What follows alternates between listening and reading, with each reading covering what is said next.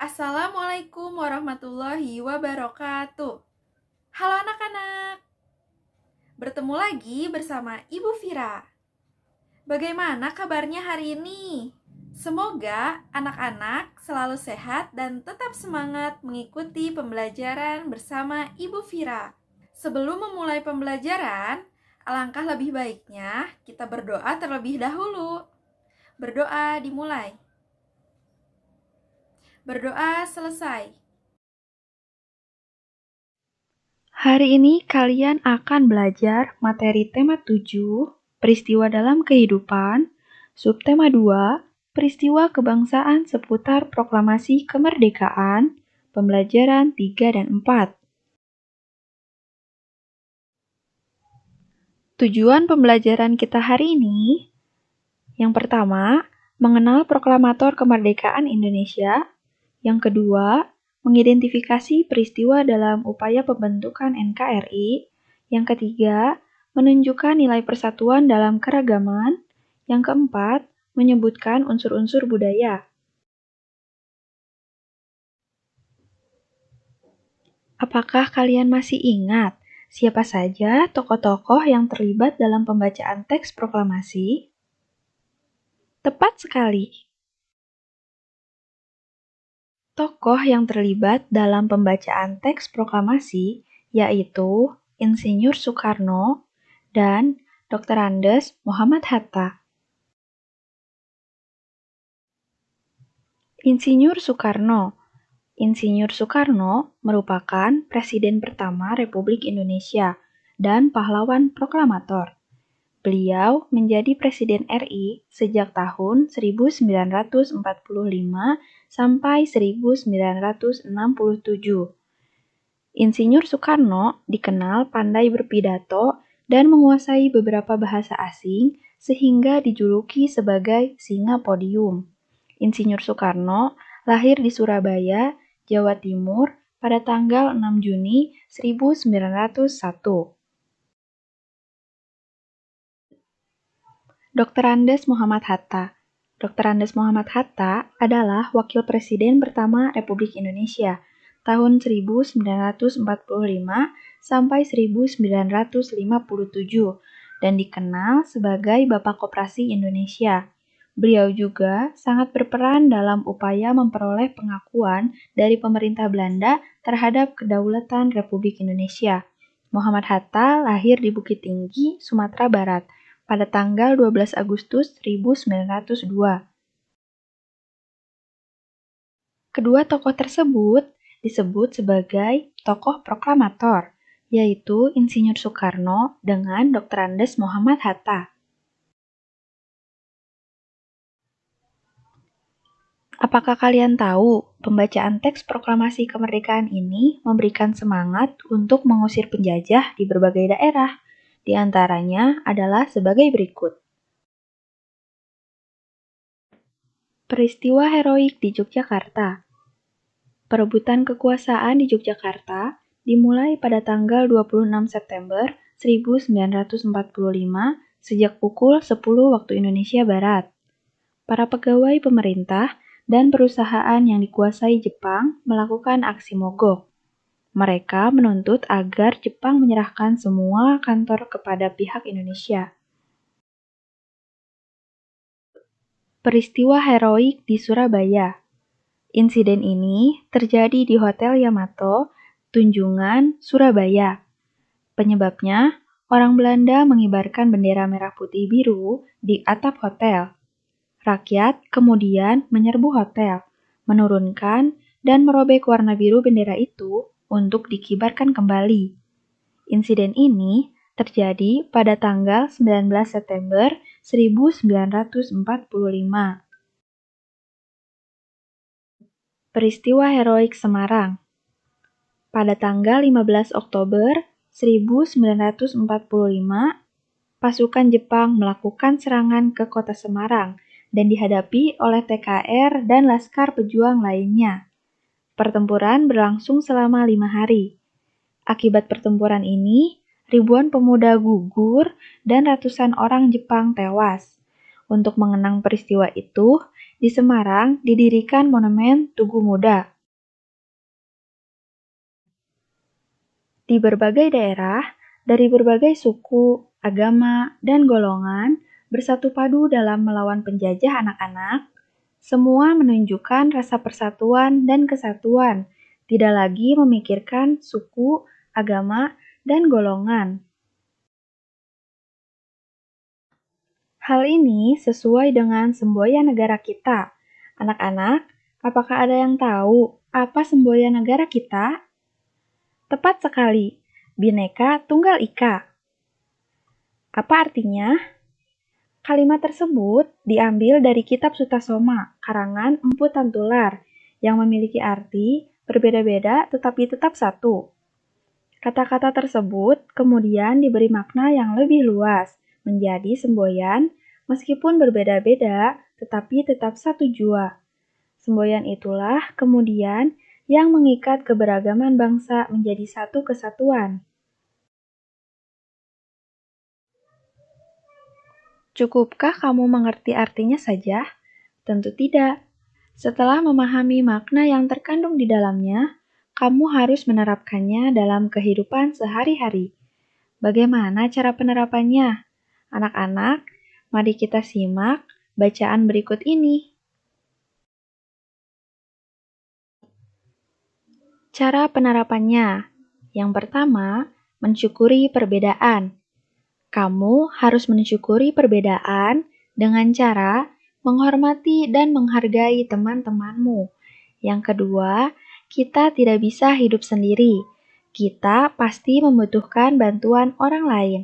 Oleh karenanya, kita perlu bekerja sama dengan orang lain. Kerjasama merupakan salah satu wujud adanya persatuan dan kesatuan. Di masyarakat kita sudah ada tradisi kerjasama, yaitu gotong royong. Gotong royong adalah wujud nyata adanya kerukunan dan juga persatuan di masyarakat.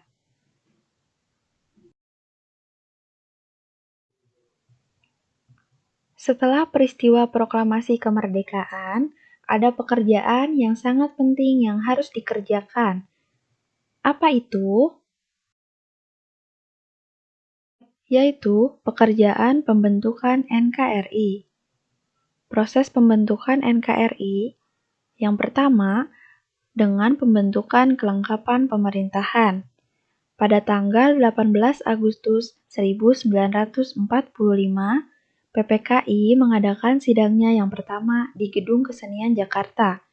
Sidang dipimpin oleh Insinyur Soekarno dan Dr. Andes Muhammad Hatta sebagai wakilnya. Anggota sidang PPKI sebanyak 27 orang. Sidang tersebut mengambil keputusan penting, antara lain, yang pertama, mengesahkan Undang-Undang Dasar 1945 sebagai Konstitusi RI. Yang kedua, memilih Presiden dan Wakil Presiden, Insinyur Soekarno sebagai Presiden dan Dr. Andes Muhammad Hatta sebagai Wakil Presiden. Yang ketiga, tugas Presiden untuk sementara waktu dibantu oleh Komite Nasional. Yang kedua, pembentukan Komite Nasional Indonesia. PPKI kembali mengadakan sidang pada tanggal 22 Agustus 1945 yang memiliki agenda pokok tentang rencana pembentukan Komite Nasional dan Badan Keamanan Rakyat. Komite Nasional dibentuk di seluruh Indonesia dan berpusat di Jakarta.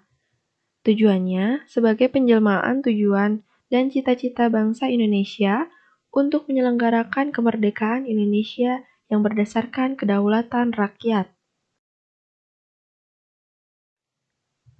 Yang ketiga, pembentukan alat kelengkapan keamanan negara. Dalam rapat pleno PPKI pada tanggal 22 Agustus 1945, diputuskan pembentukan Badan Keamanan Rakyat atau BKR. Dalam kondisi sulit untuk mempertahankan negara dan kemerdekaan tanpa angkatan perang, pemerintah memanggil pensiunan Mayor Knil Urip Sumoharjo dari Yogyakarta ke Jakarta dan diberi tugas membentuk tentara kebangsaan. Dengan maklumat pemerintah, Pada tanggal 5 Oktober 1945, terbentuklah organisasi ketentaraan yang bernama Tentara Keamanan Rakyat atau TKR. Yang keempat, pembentukan lembaga pemerintahan di seluruh daerah di Indonesia. Bentuk pemerintah daerah di Indonesia diatur dalam Undang-Undang Dasar 1945 Pasal 18 sebelum diamandemen. Sesuai dengan keputusan PPKI tanggal 18 Agustus 1945 bahwa tugas presiden dibantu oleh Komite Nasional. Di daerah-daerah, tugas gubernur atau kepala daerah juga dibantu oleh Komite Nasional di daerah. Pembentukan Komite Nasional di Indonesia daerah yang ada di tiap-tiap provinsi merupakan lembaga yang akan berfungsi sebagai Dewan Perwakilan Rakyat Daerah sebelum diadakan pemilihan umum. Dengan terbentuknya pemerintahan di daerah yang dibantu oleh Komite Nasional di daerah, diharapkan roda pemerintahan dapat berjalan baik di tingkat pusat maupun di daerah. Bangsa Indonesia dibangun di atas keragaman dan juga perbedaan. Sebagai bangsa yang terdiri atas berbagai macam suku bangsa, kita harus bangga karena suku-suku yang ada mempunyai budaya yang sangat beragam. Keberagaman tersebut terlihat jelas dalam unsur-unsurnya. Apa saja unsur-unsur budaya? Di antaranya, yang pertama, religi atau kepercayaan. Di Indonesia diakui adanya 6 agama resmi, yaitu Hindu, Buddha, Islam, Katolik, Kristen, dan Konghucu. Semuanya dapat mengembangkan sikap toleransi dan kerukunan. Yang kedua, mata pencaharian. Keragaman alam di Indonesia menyebabkan mata pencaharian masyarakat juga beragam. Sebagian penduduk Indonesia menjadi petani karena tanahnya subur. Sementara itu, orang-orang yang tinggal di tepi sungai atau pantai mengandalkan perikanan sebagai mata pencahariannya. Lalu, ada pula yang menjadi pedagang, peternak, pekerja jasa, atau mata pencaharian lainnya. Yang ketiga, teknologi dan peralatan. Teknologi berkaitan dengan kepandaian dan keterampilan orang dalam membuat atau melakukan sesuatu untuk memenuhi kebutuhan hidup. Teknologi bermula dari bentuk yang sangat sederhana, lalu berkembang terus sesuai dengan perkembangan dan kemajuan zaman. Selain itu, kebutuhan manusia mulai beragam. Teknologi yang sudah ada sejak zaman dulu hingga sekarang, seperti teknologi dan peralatan senjata, wadah, alat angkut, tempat berlindung atau rumah, alat pembuat makanan dan minuman, serta pakaian dan perhiasan. Yang keempat, kesenian. Hampir semua bangsa di Indonesia memiliki kesenian yang menjadi ciri khasnya. Kesenian dapat dikelompokkan menjadi dua macam. Yang pertama, kesenian yang dapat dinikmati oleh mata. Misalnya, seni patung, seni ukir, seni lukis, seni rias, seni tari, seni pedalangan atau wayang, dan seni olahraga. Yang kedua, kesenian yang dapat dinikmati oleh telinga. Misalnya, seni musik dan seni sastra. Setiap suku di Indonesia juga memiliki lagu daerah, alat musik, dan berbagai keseniannya sendiri-sendiri. Yang kelima, pengetahuan. Berbagai suku bangsa di Indonesia telah memiliki pengetahuan yang tinggi. Pengetahuan itu telah mereka terapkan untuk mengatasi kesulitan-kesulitan hidup.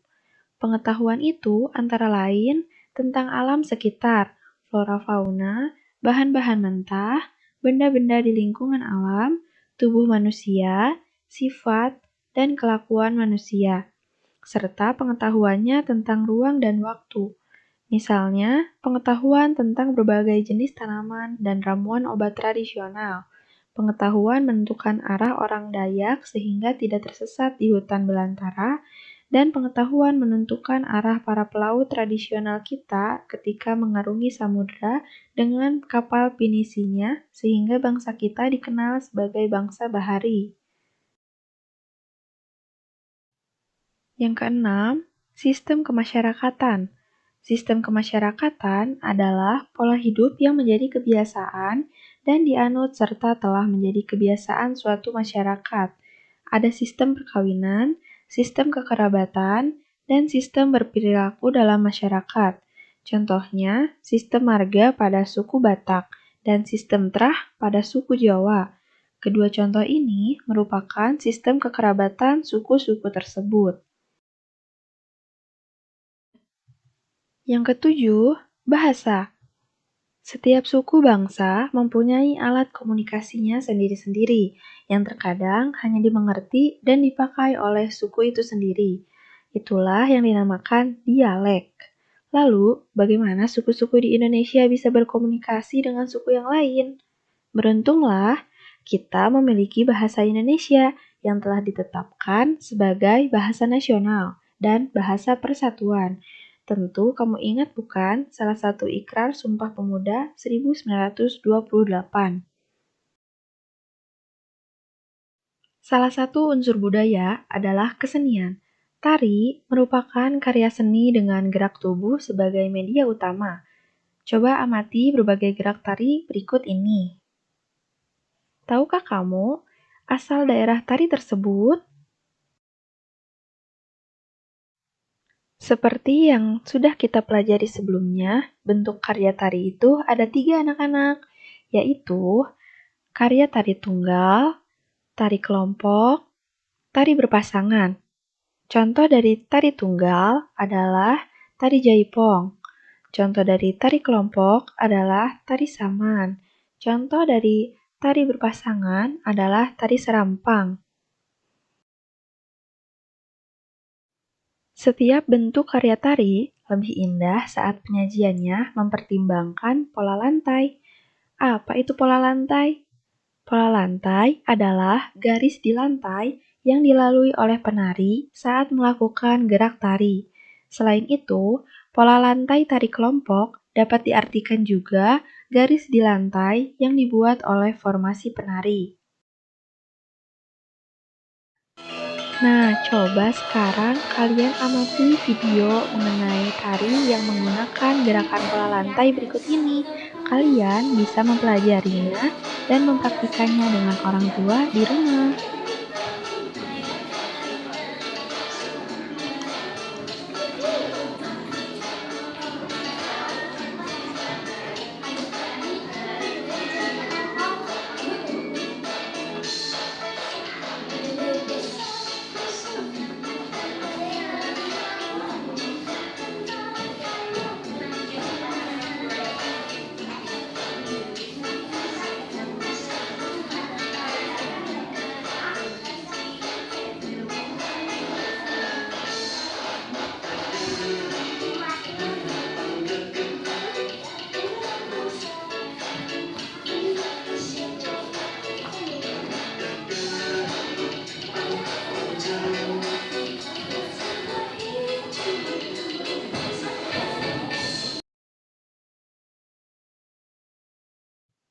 Kesimpulan yang telah kita pelajari hari ini, yang pertama, mengenal proklamator kemerdekaan Indonesia, yang kedua, peristiwa pembentukan NKRI, yang ketiga, nilai-nilai persatuan dalam keragaman, yang keempat, unsur-unsur budaya. Sekian untuk pembelajaran hari ini. Semoga bermanfaat. Sampai jumpa pada video pembelajaran berikutnya.